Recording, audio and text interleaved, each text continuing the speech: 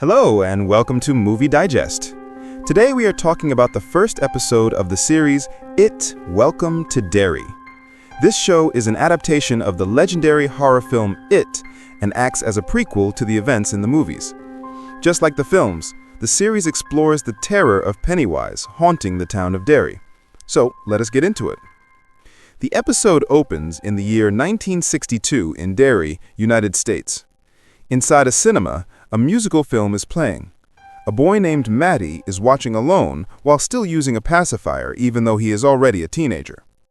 It turns out Matty entered the theater without paying and a staff member catches him. Matty quickly runs away and the staff chases him but soon loses him. In the lobby, a girl named Ronnie sees Matty hiding.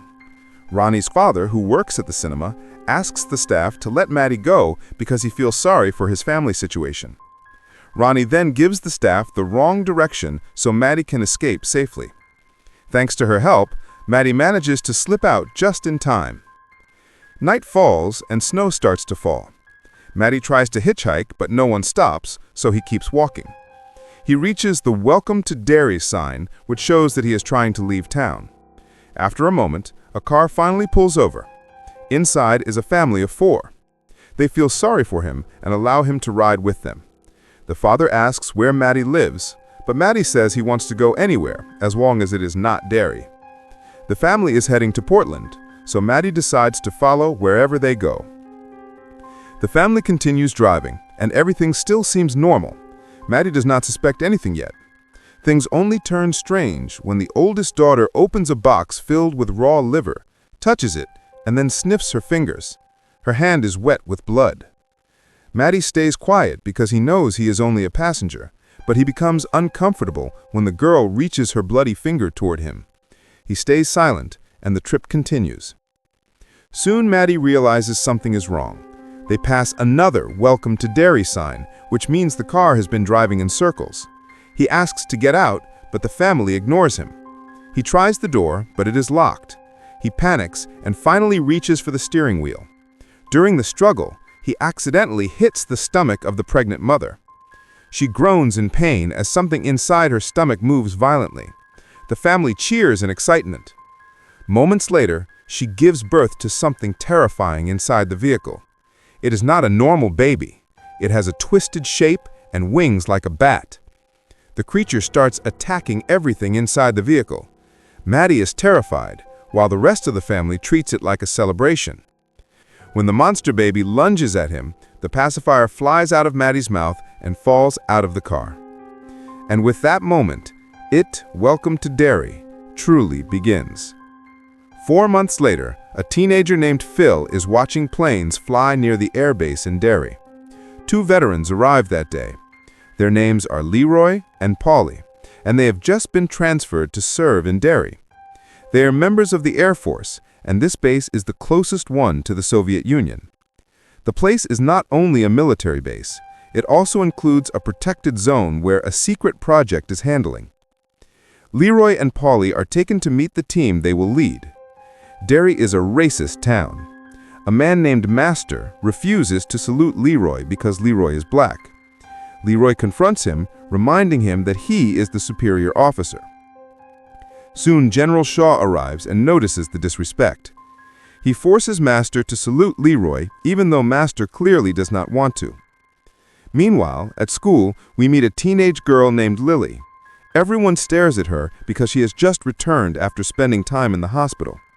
When Lilly opens her locker, a jar of pickles falls out. Inside, the entire locker is filled with pickle jars. Students laugh at her. Her friend Marge tries to calm her, angry that Lilly is being bullied, but Lilly does not want to make a scene. It is clear that Lilly and Marge are the losers of the school. In the same lobby, we see Phil and his best friend Teddy, who also attend the school. Phil is obsessed with aliens and believes in conspiracy theories involving the Derry airbase. Teddy is not interested and usually ignores his theories. That night, Teddy visits Phil's house. Phil is busy trying to peek at a neighbor who is changing clothes, but he fails to see anything.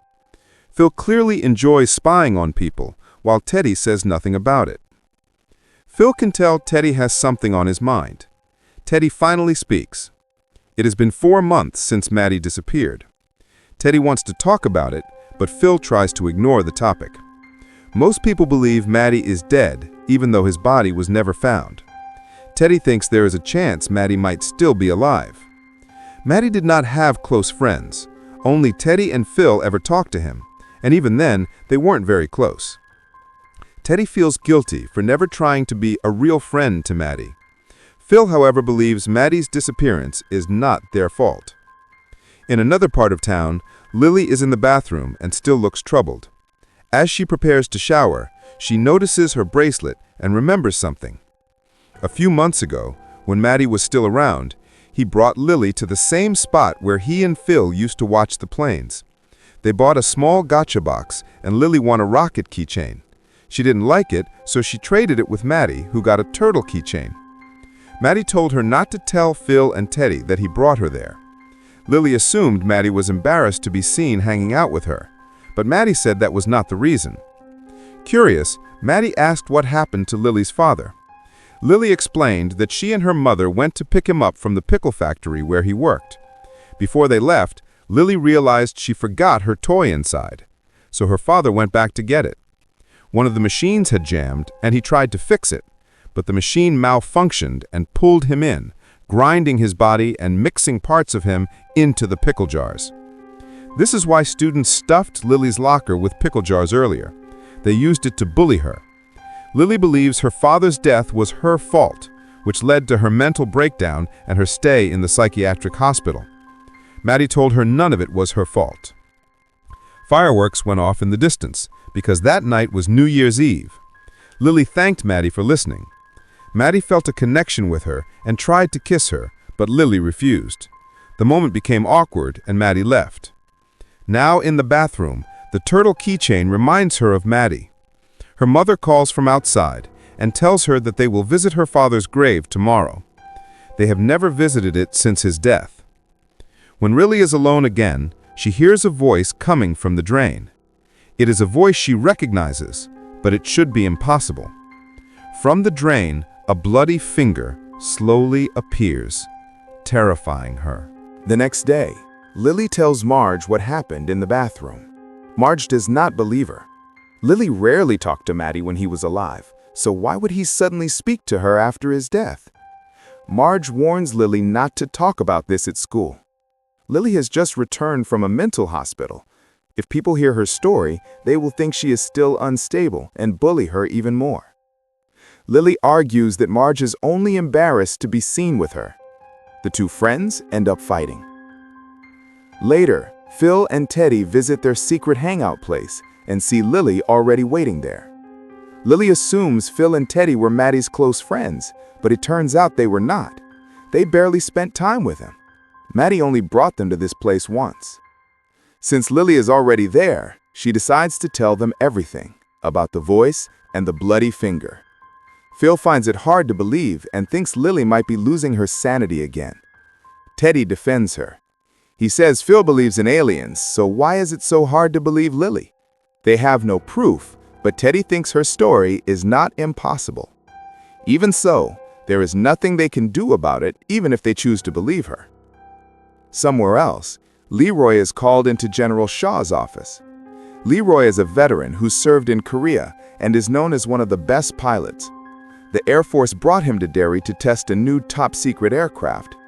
Since the plane is still in the trial stage, they need their most skilled pilot to fly it. That night, Leroy goes home and gets ready to sleep.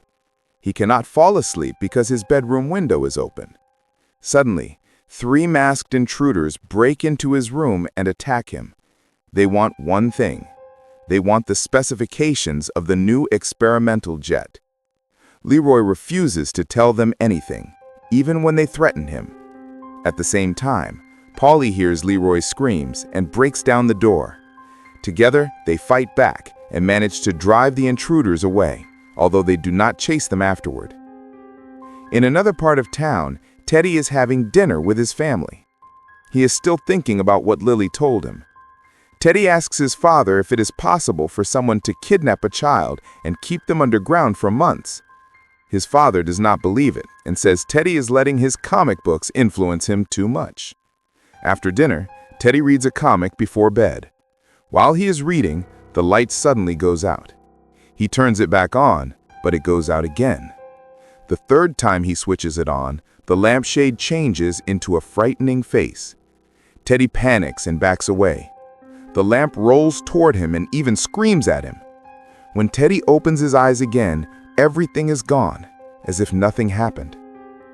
The next day, Teddy tells Phil and Lilly about what he saw. Phil has known Teddy for years, so he can tell Teddy is not lying. The problem is that they cannot tell any adults.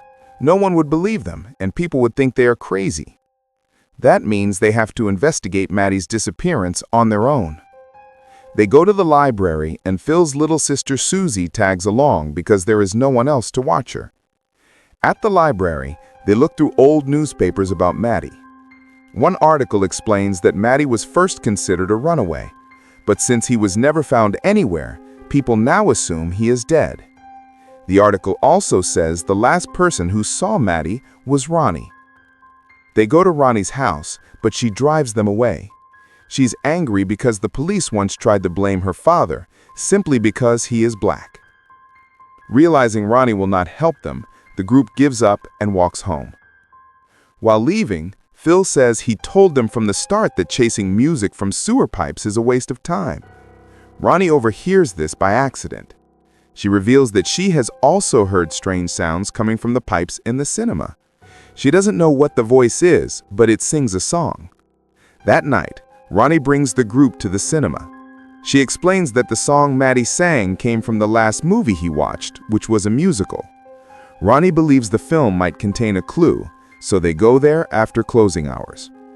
Since her father works at the cinema, Ronnie knows how to run the projector. They watch the film while Ronnie stays in the projection room. As the movie plays, Lilly realizes the song in the film is the same one she heard in the bathroom drain. Everything seemed normal until they suddenly see Maddie inside the movie itself. Shocked, they call out to him through the screen. Maddie seems to hear them and moves closer to the camera. They can talk to each other as if the film is a window between worlds. They tell Maddie they are here to save him. Maddie says that is a lie and claims he is trapped there because of them. His smile slowly changes into the sinister grin of Pennywise. They also notice he is holding something. It is the same winged monster baby from the car. Maddie throws the creature toward the screen. The monster breaks through the film and enters the real world. Panic erupts. Phil, Teddy, and Susie run, but Lilly is frozen in fear. Ironically, her stillness is what keeps her alive. Lilly watches as Phil and Teddy are attacked by the monster. She sees Susie and reaches out to take her hand, but the creature strikes Susie too. Moments later, Ronnie rushes in with a hammer. She finds Lilly alive, but Phil, Teddy, and Susie are already dead. The monster is still in the theater, so Ronnie pulls Lilly away and they escape as fast as they can. Ronnie demands to know what happened, but Lilly is in shock. Then, Lilly looks down and realizes she is still holding Susie's severed hand. And with that, Episode 1 ends.